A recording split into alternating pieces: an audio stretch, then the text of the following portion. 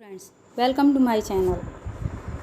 आज हम उपस्थित हैं चैप्टर 5 और 6 के एमसीक्यूज़ के साथ में। इनका नाम है अधिगम यानी सीखना और सीखने के नियम और सिद्धांत। पहला क्वेश्चन है हमारा, सीखने की प्रक्रिया इनमें से किस प्रकार की है। ये सीखने की जो प्रक्रिया है वो किस प्रकार की है, परिपक्वता की, सामंजस्य की, या निरंतरता की, या फिर वातावरण की। तो ये जो प्रक्रिया है ये निरंतरता की प्रक्रिया है। सेकंड क्वेश्चन, सीखने की कौन सी विधि नहीं है। इनमें से कौन सी विधि ऐसी है जो सीखने की नहीं है। तो ये आपकी आती है भाषा द्वारा सीखना। ये सीखने की विधि के अंतर्गत नहीं आती है। सीखने से मनुष्य का व्यवहार कैसा हो जाता है, मनुष्य के व्यवहार में परिवर्तन आता है सीखने के द्वारा, तो मनुष्य का व्यवहार परिवर्तित हो जाता है। अगला क्वेश्चन, सीखने के नियमों को क्रमबद्ध करने का श्रेय किसे जाता है। सीखने के जो नियम बनाए हैं वो केवल एक थॉर्नडाइक ने बनाए और किसी ने नहीं बनाए, और उन्हें क्रमबद्ध करने का श्रेय भी थॉर्नडाइक को ही जाता है। अगला क्वेश्चन है, किसका कथन है सीखना विकास की प्रक्रिया है। सीखना विकास की प्रक्रिया वुडवर्थ के द्वारा बताई गई है। अगला क्वेश्चन है, गैगनी ने अपनी पुस्तक द कंडीशंस ऑफ लर्निंग में सीखने के कितने प्रकार बताए हैं। कंडीशंस ऑफ लर्निंग ये एक पुस्तक है जो गैगनी के द्वारा लिखी गई है, जिसमें इन्होंने सीखने के प्रकार बताए हैं 8। तो ये भी एक क्वेश्चन के रूप में बन जाता है कि द कंडीशंस ऑफ लर्निंग किसके द्वारा लिखी गई पुस्तक है। कैंडलर ने समप्रत्यय अधिगम को कब प्रस्तुत किया है। तो कैंडलर ने किस सन में प्रस्तुत किया है, 1964 में, 1964 में।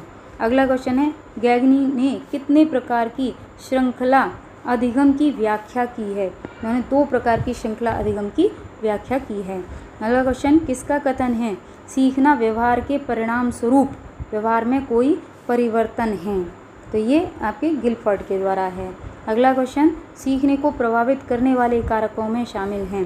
सीखने को प्रभावित करने वाले जो कारक हैं वो हैं शारीरिक स्वास्थ्य है, मानसिक स्वास्थ्य है, उम्र है और यौन है। ये जो हैं ये सीखने को प्रभावित करने वाले कारक हैं। अगला क्वेश्चन है, सीखने की प्रभावशाली विधियाँ कौन सी हैं।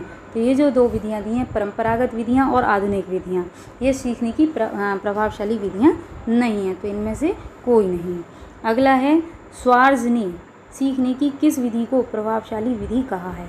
स्वार्ज ने किस विधि को सीखने की प्रभावशाली विधि कहा है। तो ये आपका आंसर है पुनः निरीक्षण विधि। उन्होंने सीखने की सबसे अधिक प्रभावशाली विधि बताई है। हम करके सीखते हैं, यह किसने कहा है। तो ये हम करके सीखते हैं जो परिभाषा दी है ये कॉलेस्निक ने दी है। अगला क्वेश्चन, सीखने के प्रकारों में शामिल हैं। सीखने के कितने प्रकार हैं वो बताने हैं। तो ये देखिए, अन्वेषण सीखना, अर्थपूर्ण सीखना, रटकर सीखना, यानी ये सभी जो हैं ये सीखने के प्रकारों के अंतर्गत आते हैं। अगला क्वेश्चन, किसने अपनी पुस्तक सीखने के सिद्धांत में 10 से भी अधिक सीखने के सिद्धांतों का वर्णन किया है। सीखने के सिद्धांत में जो है अपनी पुस्तक में और 10 से अधिक सीखने के सिद्धांत बताएं, ये बताएं हिलगार्ड ने। अगला क्वेश्चन, थॉर्नडाइक के अधिगम के मुख्य नियमों में शामिल नहीं हैं। तो मुख्य नियम है तत्परता का नियम, प्रभाव का नियम, अभ्यास का नियम, लेकिन जो बहु अनुक्रिया का नियम है वो गौड़ नियम के अंतर्गत आता है, मुख्य नियम के अंतर्गत नहीं आता है। अगला क्वेश्चन, अनुबंधित अनुक्रिया सिद्धांत का प्रतिपादन किसने किया था। अनुबंधित अनुक्रिया यानी CR थ्योरी ये पावलव की है। अगला क्वेश्चन है, वो पावलव ने अपने सीखने के सिद्धांत में किस पर प्रयोग किया था। तो पावलव ने जो प्रयोग किया था वो कुत्ते पर किया था। सूझ एवं अंतर्दृष्टि का सिद्धांत किसने प्रतिपादित किया था, किसके द्वारा प्रतिपादित किया गया था। तो ये कोहलर एवं कोफ्का के द्वारा प्रतिपादित किया गया था। स्किनर के द्वारा प्रतिपादित अधिगम के सिद्धांत को किस नाम से जाना जाता है। ये नाम है कार्यात्मक अनुबंधन के नाम से इसे जाना जाता है। अगला क्वेश्चन है, थॉर्नडाइक के किस नियम को संतोष असंतोष का नियम कहते हैं। थॉर्नडाइक के प्रभाव का जो नियम है वो संतोष असंतोष का नियम कहलाता है। अगला क्वेश्चन है, मिलान कीजिए। तो मिलान कीजिए के अंतर्गत ये कुछ 4 दिए हैं नाम, जिन्हें हमें मिलान करना है कि किसके द्वारा हमारा क्या कार्य किया गया है, किस मनोवैज्ञानिक के द्वारा क्या कार्य किया गया है। तो सबसे पहला है सीखने के 4 प्रकार। तो सीखने के जो 4 प्रकार दिए हैं वो दिए हैं असुबेल ने। उसके बाद द कंडीशंस ऑफ लर्निंग, जो हम अभी थोड़ी देर पहले भी पढ़ चुके हैं, तो ये दिया है हमारा गैगनी ने। इसके बाद संप्रत्यय अधिगम, इसे भी हमने पढ़ा था अभी। कैंडलर ने संप्रत्यय अधिगम को किस सन में दिया था, ये चीज़ अभी हमने पढ़ी थी, तो वो 1964 में दी थी, तो ये कैंडलर का है संप्रत्यय अध्ययन अधिगम। इसके बाद क्रिया प्रसूत अनुबंधन, ये स्किनर का है। तो हमारा जो इसमें आंसर आता है वो थर्ड वाला आता है। अगला क्वेश्चन है मिलान का। ये कुछ सिद्धांत दिए हैं जिनको मिलान करना है हमें। तो उत्तेजना प्रतिक्रिया का सिद्धांत, जो उत्तेजना प्रतिक्रिया का सिद्धांत है, ये हमारा एसआर थ्योरी के नाम से भी जाना जाता है, और ये थॉर्नडाइक के अनुसार दिया गया है, थॉर्नडाइक ने दिया है। इसके बाद अनुबंधित अनुक्रिया का सिद्धांत, ये पावलव ने अभी थोड़ी देर पहले पढ़ा था। सूझ और अंतर्दृष्टि का भी पढ़ा था, तो ये हमारा कोहलर-कोफ्का का है। और इसके अलावा कार्यात्मक प्रतिबद्धता का सिद्धांत ये स्किनर का है। तो इसके अनुसार हमारा जो आंसर है वो सेकंड वाला आएगा। अगला क्वेश्चन, अनुकरण सिद्धांत के द्वारा बालक में क्या विकास किया जा सकता है।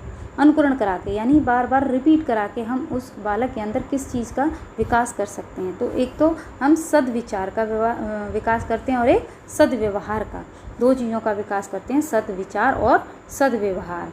अगला क्वेश्चन, अधिगम प्रक्रिया को प्रभावित करने वाले कारक हैं। कौन कौन से कारक हैं।